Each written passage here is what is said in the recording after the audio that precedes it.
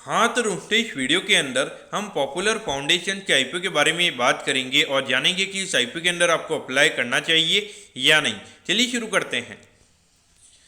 तो देखिए, सबसे पहले हम ये जानेंगे कि ये कंपनी क्या काम करती है, क्योंकि जो कंपनी है 98 में ये कंपनी स्टार्ट हुई है, यानी कि ऑलमोस्ट अगर हम देखेंगे तो 24 से 25 साल ये कंपनी को स्टार्ट हुए हो चुके हैं। क्योंकि जो कंपनी है ये कंपनी कंस्ट्रक्शन से रिगार्डिंग यहाँ पे जो भी सर्विसेज होती है, जैसे कि यहाँ पे कोई भी स्कूल्स वगैरह बनाना, कॉलेजेस वगैरह बनाना, उसके अलावा यहाँ पे कोई भी रेसिडेंशियल या कमर्शियल से रिगार्डिंग यहाँ पे जो भी कंस्ट्रक्शन से रिगार्डिंग जो भी एक्टिविटी या फिर सर्विसेज होती है, वैसी सर्विसेज ये कंपनी हमें प्रोवाइड करवाती हुई नजर आती है। अगर हम कंपनी के अंदर अभी करंटली अगर हम टोटल नंबर ऑफ एम्प्लॉइज की अगर हम बात करेंगे तो करंटली 86 एम्प्लॉइज ये कंपनी के नाम में काम करते हुए नजर आते हैं, और जिसमें यहाँ पे जो कंपनी के सीनियर एग्जीक्यूटिव है वो भी हमें यहाँ पे इंक्लूडेड नजर आते हैं। उसके अलावा अगर हम बात करेंगे तो यहाँ पे ये जो मेनली अगर हम कंपनी के फोकस एरिया की अगर हम बात करेंगे तो यहाँ पे जो नॉन रेसिडेंशियल और जो नॉन गवर्नमेंट से रिगार्डिंग यहाँ पे मेनली यानी कि कंपनी का कहना ये है कि यहाँ पे जो भी गवर्नमेंट से रिगार्डिंग जो प्रोजेक्ट्स होते हैं मेनली कंपनी का फोकस वहाँ पे नहीं है। जो प्राइवेट प्लेयर्स होते हैं जैसे कि यहाँ पे स्कूल्स वगैरह हो गए तो उसके रिगार्डिंग मेनली यहाँ पे ये कंपनी का फोकस हमें यहाँ पे नजर आता है। अब अगर हम कंपनी के ऑब्जेक्टिव की अगर हम बात करेंगे तो ज़्यादा कोई खास ऑब्जेक्टिव हमें कंपनी का नजर नहीं आता है। कि लोन्स वगैरह यहाँ पे कंपनी ने लिए हुए हैं तो उसे यहाँ पे कंपनी को रीपे करना है, तो उसी के रिगार्डिंग यहाँ पे कंपनी का आईपीओ में आता हुआ नजर आ रहा है। और बाकी अगर हम देखेंगे तो वर्किंग कैपिटल की रिक्वायरमेंट, यानी कि जो प्रोजेक्ट वगैरह करने के लिए जो वर्किंग कैपिटल की रिक्वायरमेंट होती है जो नॉर्मली पूरी साइकिल के रिगार्डिंग, तो उसी के रिगार्डिंग यहाँ पे ये कंपनी का आईपीओ में आता हुआ नजर आ रहा है। अब अगर हम कंपनी के फाइनेंशियल्स की अगर हम बात करेंगे तो देखिए 2022 में लगभग 26 करोड़ के लगभग ये कंपनी का रेवेन्यू का नंबर था। फिर उसके अगेंस्ट अगर हम बात करेंगे तो हार्डली 48 लाख के लगभग का प्रॉफिट का नंबर हमें यहाँ पे नजर आता है।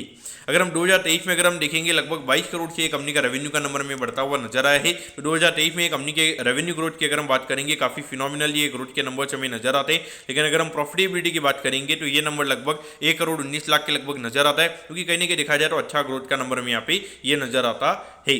अब अगर हम यहाँ पे रिसेंटली जो फाइनेंशियल ईयर खत्म हुआ है वहाँ पर अगर हम रेवेन्यू ग्रोथ की अगर हम बात करेंगे तो हार्डली लगभग 3 करोड़ से कंपनी का रेवेन्यू का नंबर में यहाँ पे बढ़ता हुआ नजर आया है। यानी कि कहीं ना कहीं देखा जाए तो रेवेन्यू ग्रोथ यहाँ पे थोड़ा हमें कंपनी का कम होता हुआ नजर आ रहा है। और कहीं ना कहीं ये इंडिकेशन भी मिल रहा है कि इस 50 करोड़ के लगभग अगर ये कंपनी रेवेन्यू कर रही है तो वहाँ से बियॉन्ड पॉइंट ग्रो करने में यहाँ पे ये कंपनी को दिक्कत हो रही है। और एक इंटरेस्टिंग बात यह कि यहाँ पर अगर हम देखेंगे लगभग 1 करोड़ के लगभग ही कंपनी की अर्निंग थी, एकदम से लगभग 3 करोड़ 47 लाख के लगभग यहाँ पे कंपनी की अर्निंग हो गई है। यानी कि ऑलमोस्ट अगर हम देखेंगे लगभग 3 गुना यहाँ पे कंपनी का जो प्रॉफिट का नंबर है वो हमें यहाँ पे बढ़ता हुआ नजर आया है। और जहाँ पर अगर हम देखेंगे रेवेन्यू ग्रोथ हार्डली 3 से 4% के लगभग ये कंपनी का, तो यही मुझे दिक्कत अभी जितने भी एचएमई आईपीओ आ रहे हैं तो वहाँ पर मुझे दिक्कत ये नजर आ रही है कि एकदम से जब ये कंपनी का आईपीओ आ रहा है तो उससे जस्ट पिछले वाले फाइनेंशियल ईयर में इनकी जो प्रॉफिटेबिलिटी वो इतनी ज़्यादा कैसे बढ़ रही है। क्योंकि ओवरऑल अगर हम बात करेंगे जितनी भी यहाँ पे बड़ी कंपनीज है तो उनके अंदर इतना ज़्यादा कोई हमें ग्रोथ देखने को नहीं मिल रहा है। लेकिन ये जितनी भी एचएमई कंपनीज आ रही है तो उनके अंदर एकदम से इतना ज़्यादा ग्रोथ देखने को क्यों मिल रहा है। तो इसीलिए आपको यहाँ पे थोड़ा कॉशियस रहना चाहिए, क्योंकि जो चीज़ दिखती है यहाँ पे वो डेफिनेटली यहाँ पे होती नहीं है। और अगर हम एक नेगेटिव फैक्टर की अगर हम बात करेंगे तो पिछले साल यहाँ पर अगर हम रेवेन्यू ग्रोथ की अगर हम बात करेंगे तो इतना ज़्यादा कंपनी का रेवेन्यू ग्रोथ नहीं है। लेकिन अगर हम यहाँ पर अगर हम कंपनी के लोन की अगर हम बात करेंगे तो कंपनी के लोन के नंबर काफ़ी ज़्यादा बढ़े, तो वो एक यहाँ पे कंपनी के लिए दिक्कत की बात हमें यहाँ पे नजर आती है। अब अगर हम आईपीओ की डिटेल्स के बारे में अगर हम बात करेंगे तो देखिए 13 तारीख को ये आईपीओ में स्टार्ट होता हुआ नजर आएगा और 18 तारीख को ये आईपीओ में क्लोज होता हुआ नजर आएगा।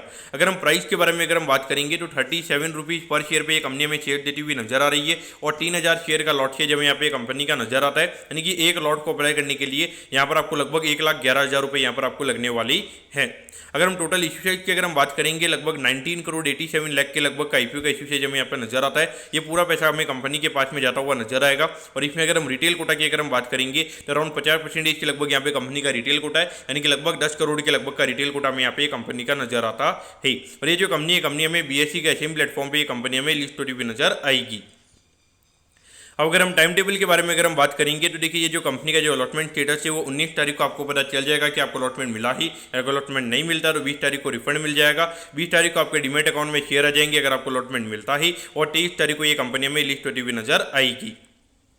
अब अगर हम एट दी एंड अगर हम कंपनी के वैल्यूएशन के पैरामीटर्स की अगर हम बात करेंगे तो देखिए अराउंड 75 करोड़ के मार्केट कैप पे ये कंपनी का आईपीओ में आता हुआ नजर आ रहा है। तो उसके हिसाब से अगर हम बात करेंगे जो प्रॉफिटेबिलिटी यहाँ पे कंपनी ने दिखाई है तो उसके हिसाब से लगभग 22 से 23 के पी रेशियो पे ये कंपनी का आईपीओ में आता हुआ नजर आ रहा है। तो डेफिनेटली अगर हम देखेंगे जितनी भी यहाँ पे जो मेनली जो कंस्ट्रक्शन से रिगार्डिंग जो कंपनी होती है वो नॉर्मली हमें इतनी ही पी रेशियो पे ट्रेड होती हुई नजर आती है। और उसके अलावा अगर हम कंपनी के ऑब्जेक्टिव की अगर हम बात करेंगे थोड़ा बहुत यहाँ पे डेट को रीपे करने से रिगार्डिंग यहाँ पे कंपनी का आईपीओ में आता हुआ नजर आ रहा है। तो डेफिनेटली उससे एक फायदा कंपनी को ये होगा होगा कि वहाँ पे जो कंपनी की जो इंटरेस्ट कॉस्ट होगी वो कहीं ना कहीं हमें यहाँ पे वो कम होती हुई नजर आएगी और वो सीधा बॉटम लाइन में हमें ऐड होती हुई नजर आएगी। तो पॉइंट ऑफ व्यू से देखा जाए, लेकिन यहाँ पर अगर हम देखेंगे तो इशू साइज थोड़ा 19 करोड़ के लगभग नजर आता है। तो यहाँ पे कुछ एक्स्ट्रा ऑर्डिनरी थिंग हमें यहाँ पे कंपनी में नजर नहीं आई है, यानी कि उसको देख के कुछ ऐसा होगा कि यहाँ पे लिस्टिंग के दिन यहाँ पे काफी फिनोमिनल डिमांड हमें देखने को मिले, कुछ ऐसा हमें यहाँ पे देखने को नहीं मिला है।